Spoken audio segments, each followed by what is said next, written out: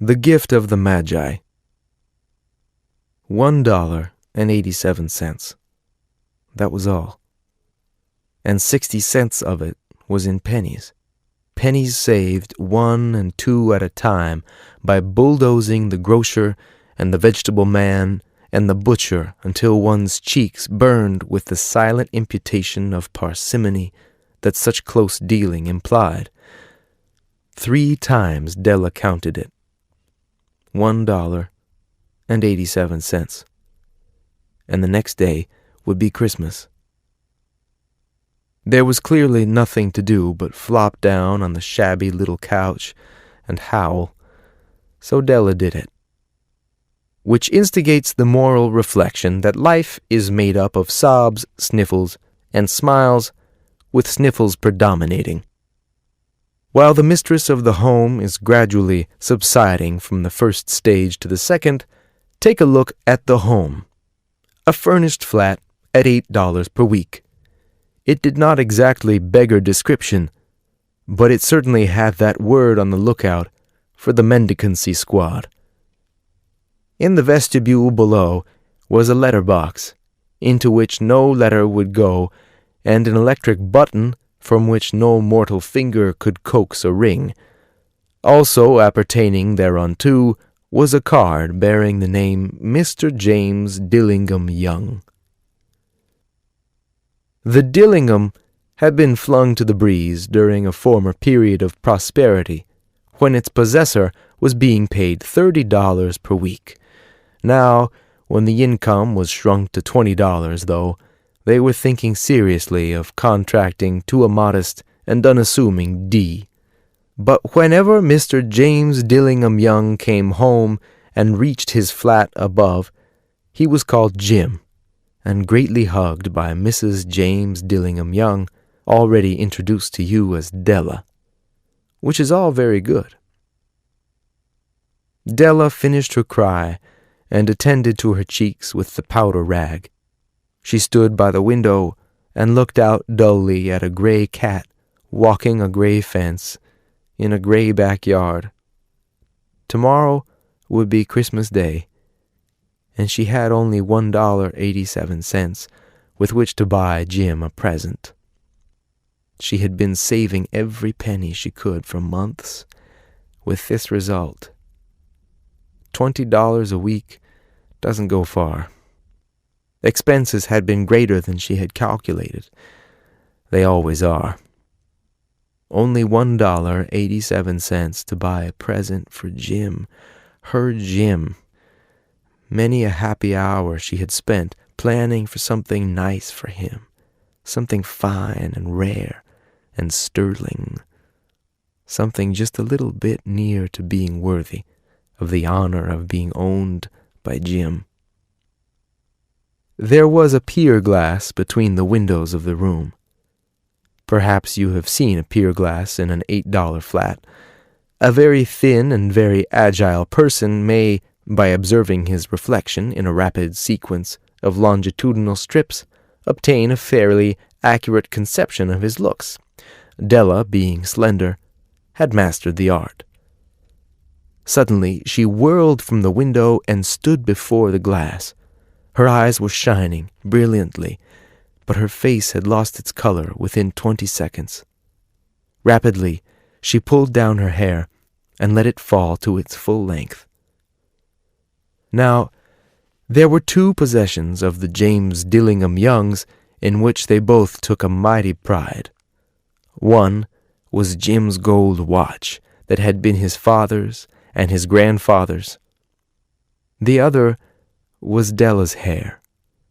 Had the Queen of Sheba lived in the flat across the air shaft, Della would have let her hair hang out the window some day to dry, just to depreciate Her Majesty's jewels and gifts. Had King Solomon been the janitor, with all his treasures piled up in the basement, Jim would have pulled out his watch every time he passed, just to see him pluck at his beard from envy. So now Della's beautiful hair fell about her, rippling and shining like a cascade of brown waters. It reached below her knee and made itself almost a garment for her.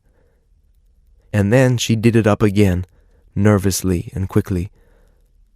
Once she faltered for a minute and stood still while a tear or two splashed on the worn red carpet.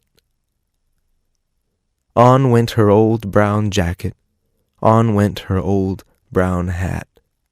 With a whirl of skirts and with the brilliant sparkle still in her eyes, she fluttered out the door and down the stairs to the street. Where she stopped, the sign read, Madame Sofronie, hair goods of all kinds. One flight up, Della ran and collected herself, panting. Madame, large, too white, chilly, hardly looked the Sofronie. Will you buy my hair? Asked Della. I buy hair, said Madame. Take your hat off and let's have a sight at the looks of it. Down rippled the brown cascade. $20, said Madame, lifting the mass with a practiced hand. Give it to me, quick, said Della. Oh, and the next 2 hours tripped by on rosy wings. Forget the hashed metaphor. She was ransacking the stores for Jim's present. She found it at last. It surely had been made for Jim and no one else.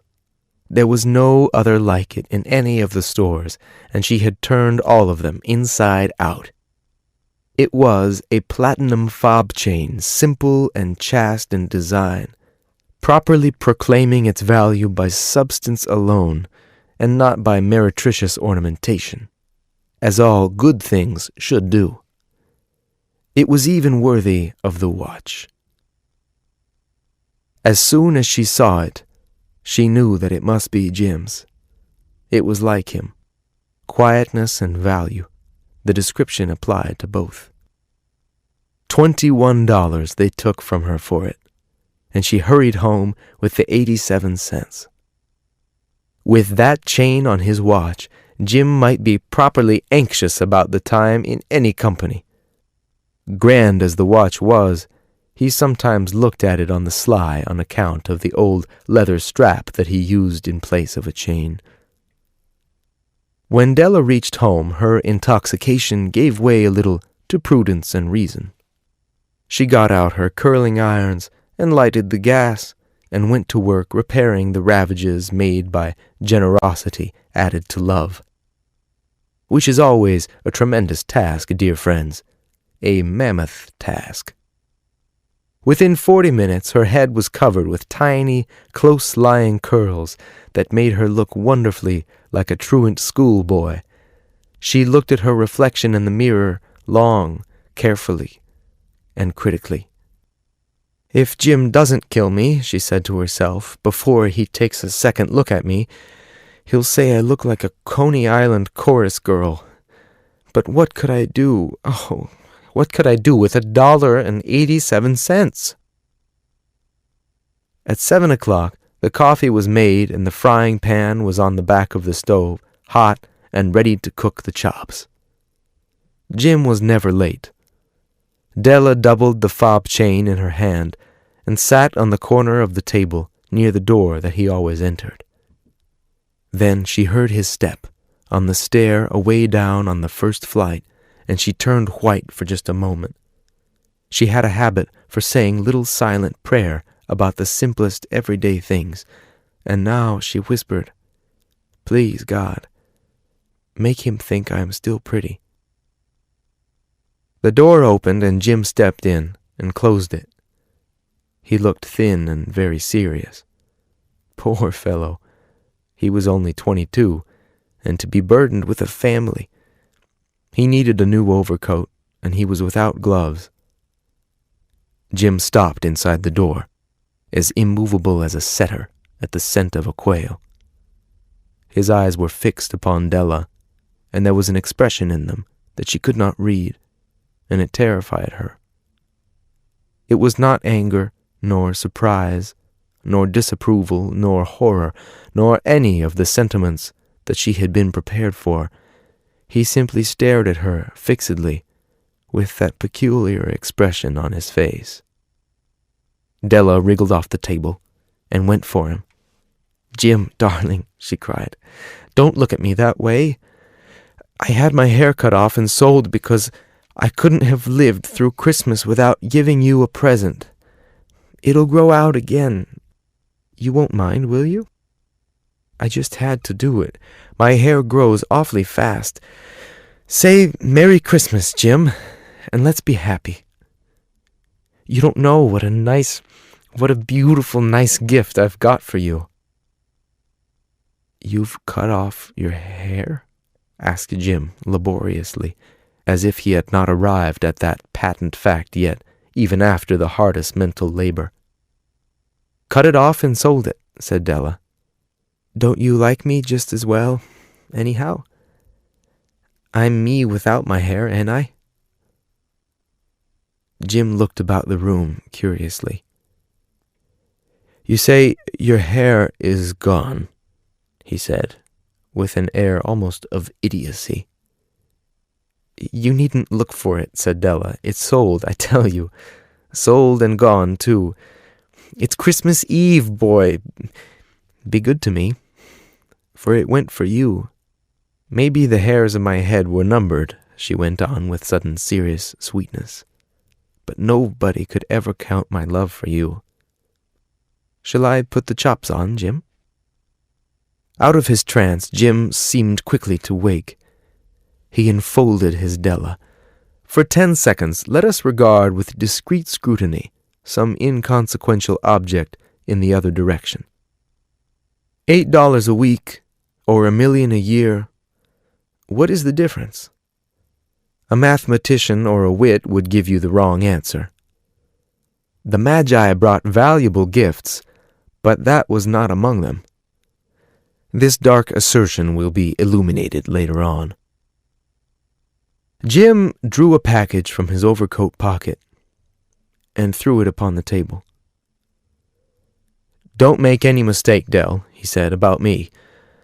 I don't think there's anything in the way of a haircut or a shave or a shampoo that could make me like my girl any less. But if you'll unwrap that package, you may see why you had me going a while at first."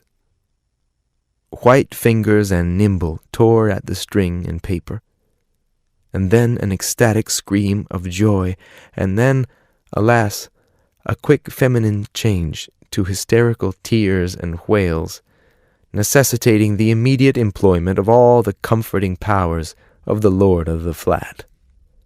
For there lay the combs, the set of combs, side and back, that Della had worshipped long in a Broadway window.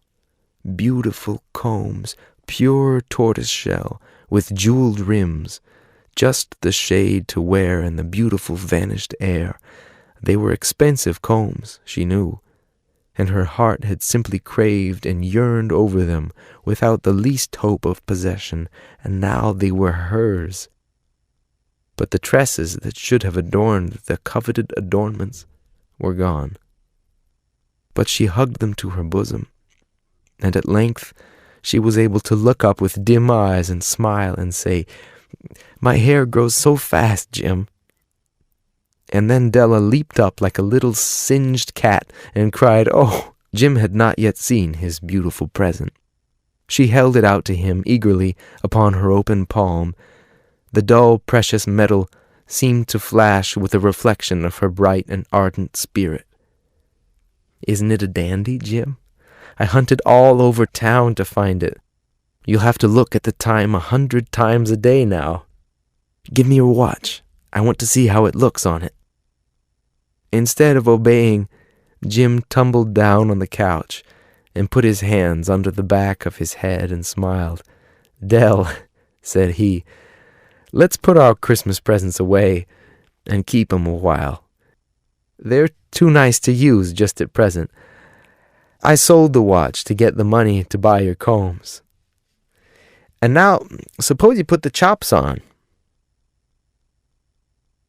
The Magi, as you know, were wise men, wonderfully wise men, who brought gifts to the babe in the manger. They invented the art of giving Christmas presents. Being wise, their gifts were no doubt wise ones, possibly bearing the privilege of exchange in case of duplication. And here I have lamely related to you the uneventful chronicle of two foolish children in a flat, who most unwisely sacrificed for each other the greatest treasures of their house. But in a last word to the wise of these days, let it be said that of all who give gifts, these two were the wisest. Of all who give and receive gifts, such as they are wisest. Everywhere they are wisest. They are the Magi.